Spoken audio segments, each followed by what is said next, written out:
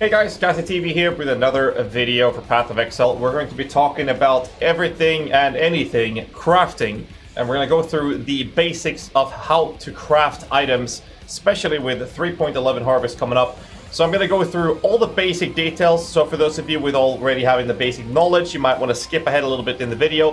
So I'm going to go through very basic things, and we're going to end the video by talking about things like meta crafting and blocking things as well, because I think that will be kind of crucial information for the upcoming league. So the first thing to know about crafting is to understand what affixes are, such as suffixes and prefixes, the limitations they have, as well as what the difference is between an explicit modifier as well as an implicit modifier, and how to view these mods in game. So we're going to start with the very basic thing of going to your settings, go to UI, scroll all the way down till you see advanced mod descriptions. Click that, which will allow you to hover over an item, hold down the Alt key, and you can see modifiers in their glory. So let's find some crafted stuff. So we can take this belt, for example. By holding down Alt, I can now see that it has a quality, let's get rid of that, quality defense modifier plus 20%. That's done through one of the catalysts, increasing defense and modifiers percent there. And then if you look at the mods, you can see that the implicit modifier is basically above the little line you see up here. It says an implicit modifier is showing that it has one abyssal socket. That's an implicit mod. Synthesized modifiers and whatnot are also implicit modifiers. Below the line is explicit modifiers. Now, explicit modifiers, you can see that there's a tier 1 roll, a flat energy shield. There's a tier 1 flat mana roll.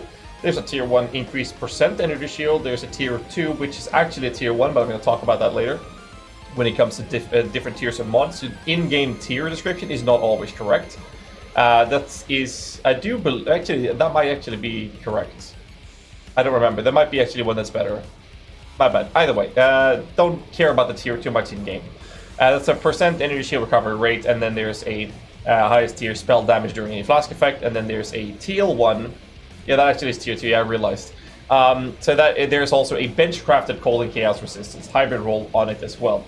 So as you can see, my font is fucked up in PoE, so the 2 F's and I is missing in the suffix modifier. There are 3 of those. 1 is bench crafted, 2 is mods on the item, and there are 3 prefixes. So now that you know how to see what an implicit modifier is and what explicit modifiers are, and how you can view what the numerical values are between those, if you look at the top one saying 48 to 51 flat energy shield, that is modifiers. What that modifier can roll between using divine orbs if you want to re-roll the modifiers on the specific item, as an example. There are mods that can't re-roll mods. If you look at this helmet, for example, there's the Necromancer's plus 3 level of socket of minion gems. That is just a flat plus 3 level of minion gems. That's about it. It's nothing you can do about it when it comes to re-rolling a numerical value. Another thing when it comes to limitations that we're going to talk about is item level, but also the amount of affixes an item can have. A rare item can have a total of 6 affixes, 3 prefixes, and 3 suffixes. A blue item can have 2 affixes, where 1 is a prefix and 1 is a suffix. That's the limitations of mods that you can have. That's why if you want to add a third modifier to a blue item, you'll have to make it rare with a variety of different ways. Most commonly is obviously using a regal orb on it. So we're going to talk about the limitations that these things have. And we're going to play the next song because that was getting a bit annoying. So the first thing is, these are the basic information you need to learn how you can see things and what they are and what they can do. So now we're going to show you some tools to utilize to learn in crafting. The first one is PoEDB mods. Obviously, there's going to be a link to these things in the description below. So if we're going to do the belt, we can go into belts and start with that. Another website to utilize for crafting for more specific target crafting would be Craft to Exile. I'm not going to go too much about this because there is a FAQ and there's also a how to use button in Craft to Exile, but this is very easy to understand once you grasp all the other parts. We're not going to talk about Craft to Exile in this video as it's more advanced. So in PoEDB mod, in belt right now, you can see that there's a lot of modifiers, there's a lot of information including essences. There's also information about crafting bench prefix, crafting bench suffix that you can put on the item through benching. In my case, we put cold and chaos res. There's also incursion prefixes. These can only drop. Incursion suffixes can only drop with these modifiers. Delve can only drop, or in some cases be applied through fossils. And then we have influence modifier. In this case, we have a Crusader influence on this one, which you can either purchase as is or slam a Crusader Exalted Orb on it. So first up, we're going to talk about the item level restriction. By having the advanced mod description, you can hold down Alt and you can see that this item requires level 65 to equip. Has nothing to do with what we're talking about. However, the item level is 86. In PvDB mods, on the left-hand side of these mods, the gray background, white colored text font, you can see a specific item level. This is the highest item level required for the highest tier of mods. If you look at life by clicking there, you can see that the item level required for the shittiest life roll is item level 1, and the highest is item level 64. Now we have flat energy shield, and percent energy shield, and mana. So if you look at mana, the highest one will require 75, flat energy shield is 80, and flat percent energy shield is a Crusader modifier, which requires 82. However, as you can see on this belt, I wanted to get Chaos Resistance roll available, so I needed to have 81 or higher. Percent energy shield requires 82 or higher to roll this, for example. Cooldown recovery is 84, but I didn't really need 85 or higher, because 85 would just allow me to roll strength, would also allow me to roll elemental damage with attacks. I didn't really want that. So in general, I should have gotten myself an 84 item level belt to have a higher chance of hitting the mods I wanted. The reason that is better for me is because the lower amount of mods available in the pool, the higher the chance of hitting what you actually want from the available pool of mods that you can roll. Basically, the calculation of rolling something, if let's say I have a bunch of mods on it and then I want to slam or put an Exalted Orb to roll a life roll, you can see the right hand side says 10,000. That's the combined weight of all of these mods, and these are 1, 2, 3, 4, 5, 6, 7, 8, 9, 10. All of them having 1,000 weight. Now what this weight basically is indicating the actual odds of you hitting this. And the way this is calculated, which Craft Exile does for you, and you don't really need to think about the exact calculation unless you want to. However, it's good to know that the rule of thumb is 1,000 is very, very, very common. You take all the available mods that can roll from that Exalted Orb, and then you take the life roll you want and divide that by the entire pool, and you'll get the percent chance that you would actually have to hit the mod you want. And this is where blocking comes in, which I'll talk about later. So that's basically the different item level restrictions to roll certain modifiers. So if you're looking to craft something that would require, that you would want the elemental damage with attack skills at the highest tier, then you want to get an 86. So you should try to avoid buying things that has a higher item level than what you actually need. So in my case, I should get a 85 belt, or 84 actually. That's a really good rule of thumb to go and look for, because if I get an 84, then I would rule away this mod would not be in the pool, the flat armor for 86 would not be in the pool, the highest strength roll wouldn't be there, the highest flash charges gain and reduced flash charges used wouldn't be there. So there's a way for you to increase the chance of hitting mods you actually want. So that's one thing to think about when it comes to specific crafting and understanding how mods works. Another thing to think about is the Harvest League that's coming out now has the very specific target crafting, where, for an example, you can have you can change one defense modifier and re-roll that into another defense modifier. Then the PvDB mod will help you navigate what actual defense modifiers are. So on belts, for example, a defense modifier is the ones tagged with defenses. So that would be flat energy shield, flat armor, and then that would be it on the prefixes. Suffixes doesn't seem to have any. Since it is a Crusader modifier, we'll go down to Crusader. We have percent energy shield is a defense modifier. Nothing else on the prefixes has a defense tag, and the suffixes has a tag on energy shield recovery rate. So if I were to do a roll of this item, that would say that I would have to remove or re-roll one defense modifier and replace that with a new defense modifier. You can then determine, thanks to PvDB mods, see that both the flat energy shield roll, as well as the percent energy roll, as well as the energy shield recovery rate, are all three modifiers that craft would actually impact on this item. So it would, in that example, take one of those modifiers away from the item, and it would then re-roll into a new defense modifier. And since this item already has three of these, the only mods left to roll would be whichever it removed could then re-roll back again, of course. But it could also roll flat armor, it can also roll the that was the only defense, right? He could no, that was it. So flat armor and Crusader. Yeah. So it would be able to either roll flat armor or re-roll it back to whatever you remove. Now, since there's only one suffix defense modifier on this item, being the let's see, where was it there? The energy recovery rate, which in this case is a tier 2. Doing that would make me have a 33% chance that it would take the suffix. And if it would take the suffix, there's nothing else it can roll that is a defense modifier but that specific roll. So I could have a possibility to get that a tier higher. So that's what this is a very specific already crafted item.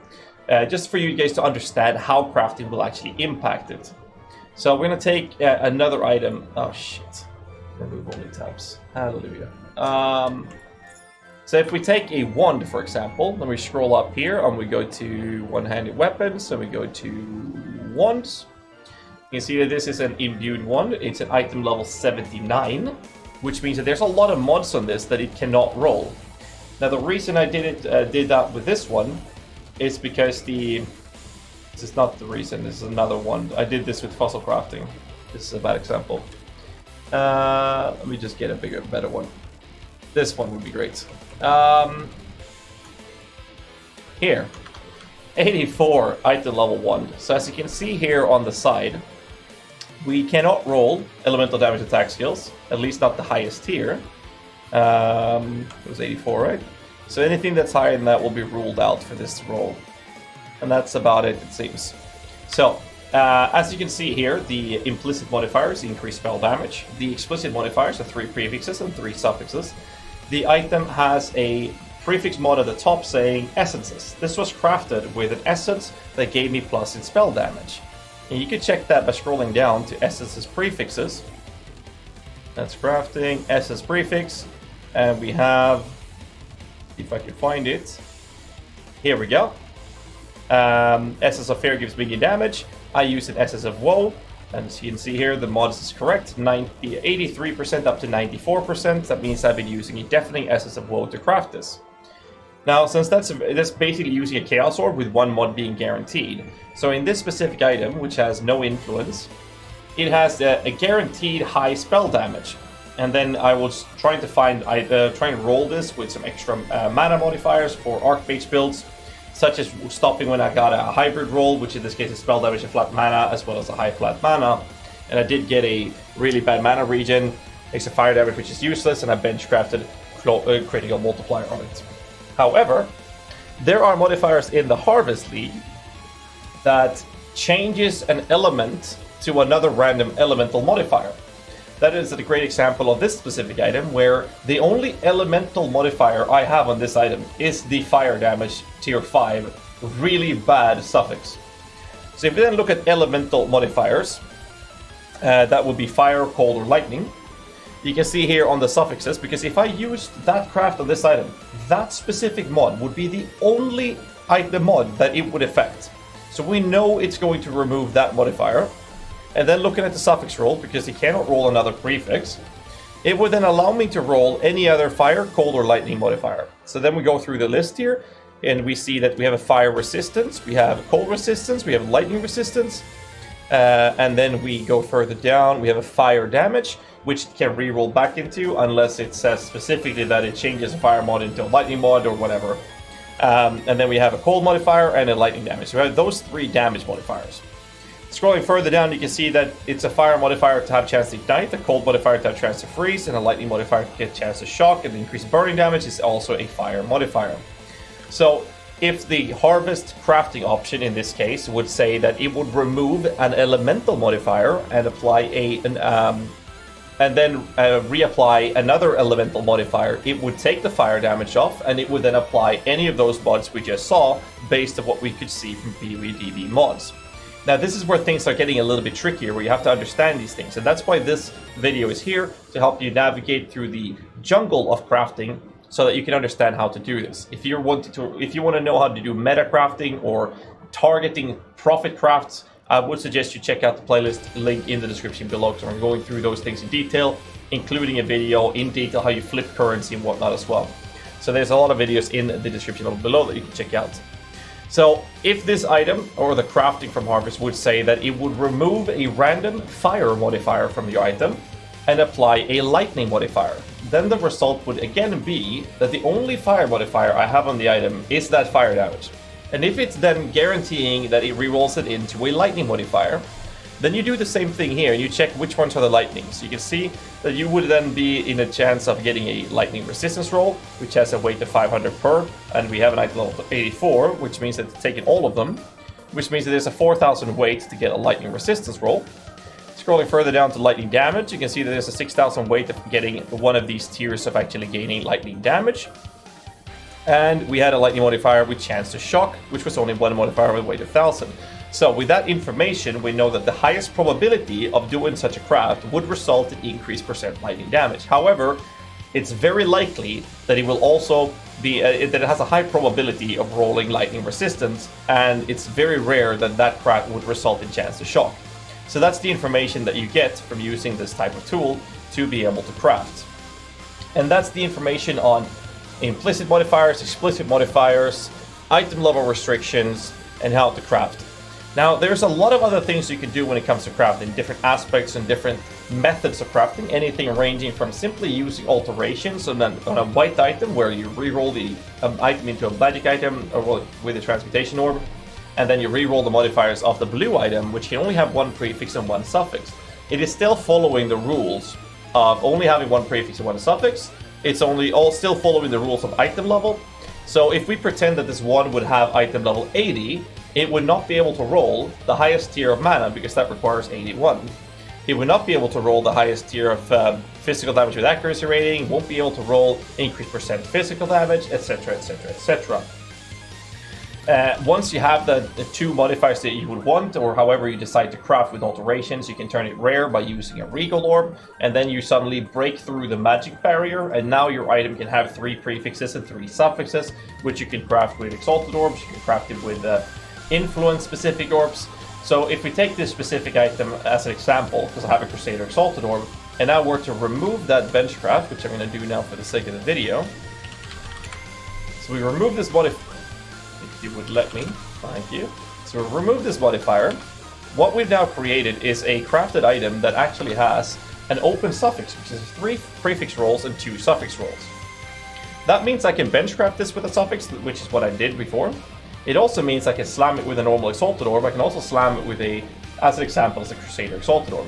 So if we then look at the modifiers that I can get if I were to slam it, it would be anything that is below item level 85. So anything up to 84 could hit from my Exalted Orb. That's quite a lot of mods. We have an influence specific orb, because this one doesn't have any influence. I could use a Crusader Exalted Orb for this. And the Crusader Orb has this little pool, which it would be cursing enemies with conductivity on hits, which has a very low chance, only 500 weight. It could also hit chance to gain Arcane Surge when you deal a crit, which has a pretty high weight because there's 2 different versions. One is better than the other, of course, but it's 500 each. It could also roll increase the aura effect from Wrath or Zealotry. It can also give you increased damage per power charge, and it can also give me chance to inflict lightning exposure. So just for the sake of it, I'm going to do that, and you can see that we got inflicting lightning exposure hits tier 2, which means that we got this one, which had a 500 weight. So we got the bad tier of this, as you can see, it's a tier 2, 11 to 15% with a decent roll, and that's what happens when we use a Crusader specific Exalted Orb with only a suffix roll being available. That's why the orb could not roll any of the prefix modifiers. And this matters a lot when it comes to using, for example, Blessed Orbs. This one has a max rolled implicit, but if I use Blessed Orbs, it would then re-roll that implicit modifier at the top, and that's basically how you use Blessed Orbs to make sure you get the perfect implicit value. As long as the item is not corrupted, that can be used anywhere. The Divine Orb, however, will re-roll all of the explicit modifiers, which is below the implicit modifier line, which means that every time I use a Divine Orb, it will re-roll, in this specific case, would re-roll all the modifiers that is below that line. That's the spell damage, the hybrid spell and flat mana, the mana regen, the fire damage, and the lightning exposure. So as you can see, this one turned into a really bad roll on spell damage, decent on the hybrid, decent on the mana, not even decent, that's a bottom, my bad, shitty mana regen, mediocre fire damage, and then perfect on the inflicting exposure. I'm going to use one more, and we can see that we actually got a really good spell damage roll. decent on the hybrid, pretty bad on the flat mana, perfect mana regen, 1-off perfect on the fire damage, and shit on the infliction of exposure. And that's basically how you use Divine Orbs to navigate or re-roll the numerical values of the item. So in this case, this item now has 150% spell damage with 11 fire, 149 mana, 90 mana regen, and 12% chance on the hit to apply lightning exposure. So that's basically how you do crafts in general, how to understand what the modifiers are doing, what the limitations they have, the restrictions they have, what the item level, what that does to an item, and how the influence is working. Another little detail to keep in mind is that if an item has an influence already, you cannot use an influence-specific Exalted Orb. You can only do that on a clean item, if you will. So, for example, the shield I'm wielding has a Crusader and Redeemer, and that's because I was using an Awakener Orb. So if we look at an Awakener Orb, I'm going to see if we can find another item that is not Crusader influenced throughout my stash tabs. I'll explain how that works. Oh right, it has to be a weapon, right? With this, a pair of Crusader boots. Let's see what we can find. There's an Elder one here, perfect. So basically, in this case, we have a pair of Elder gloves, and we have a pair of Crusader gloves. Now, what's very crucial when it comes to these type of items is that the Awakener Orb, the way that works is that you're destroying one item and moving its influence and one out of the existing specific influence modifiers onto the item you use it on. That means that you can have a good base. Let's pretend that this is a good base. It's trash. Let's pretend it's a good base, and you want to do a double influence item out of this. Now, then you would break the other item and put that influence on this. This item would be the item that would be kept, which would be provided with the second influence. It would also be provided with one out of the influence-specific mods, if applicable, onto this item. And this item's item level and the item's base would still remain. So in this case, this is an item level 86 antique gauntlets. If you look at the modifiers, it doesn't have any implicit. The explicit modifiers is thirsty, and then you have a crusade modifier, which says chance to avoid interruption from stuns while casting. And then it's a normal brute, and the other one is of exile, which is a really good chaos resistance roll. So we do the same thing here. We go to gloves. This one is a armor base, so we go to strength gloves, and you can see that this is a crusader. And you can look at the Crusader modifiers, and we have this modifier right here, chance to avoid interruption for stuns while casting. Now, if this item were to have, let's pretend that it also had plus percent to maximum cold resistance, when you would use the Awakener Orb, it takes one out of the existing mods on the item and applies that onto this item. So if this item would have this modifier here, as well as the cold resistance, when the Awakener Orb process is over, it would be a 50-50% chance that it would keep either the cold res or this one, because it will only keep one of them, and all the other modifiers would be re-rolled. And the same goes for the other gloves we're going to break for this. This one has an Elder mod saying chance to block attack damage, and then it has attack speed, it has fire damage, and it has flat life as well. Let's see if we can actually get another Crusader Orb mod or something around here. We didn't, we'll do the same thing here. And we are not getting any. Okay. Either way, so in this situation, when I use the Awakener Orb on this item to break it, this item will go away. The Elder Influence will follow the Awakener Orb, and I'll apply that to the other gloves, and it will take one out of the existing Elder mods on this item. In this case, it only has the of the Elder percent chance to block attack damage. So I know that it will take that specific mod and that specific influence and move that over to this one. So basically the Awakener will take the Elder mod, it will take the Elder Influence, and I'm going to apply it to this one. And this one only has the avoid interruption from stuns while casting. So that mod, plus the other mod from the Elder Gloves, will be kept. It will turn into a double influence item, and we'll re-roll all the other items such as if you put a Chaos Orb, but those two modifiers are guaranteed. I'm going to use the Awakener Orb on this, put it right there. And as you can see, the mods that we kept was the of the Elder, chance to block attack damage. We kept the chance to avoid interruption from stuns while casting, and everything else got re-rolled, and now we have a double influenced item. And that's how I crafted this shield, for example, which provides me with +2 minimum power charges and +2 minimum frenzy charges.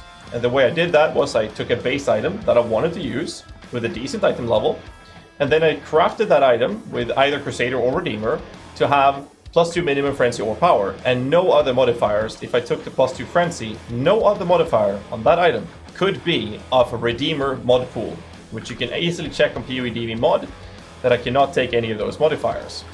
And then I do the same thing with a shield that I'm willing to basically discard. So I buy a shield with, in this case, Crusader, and I would make sure that the item level is as low as possible, but high enough to roll the +2 power charges.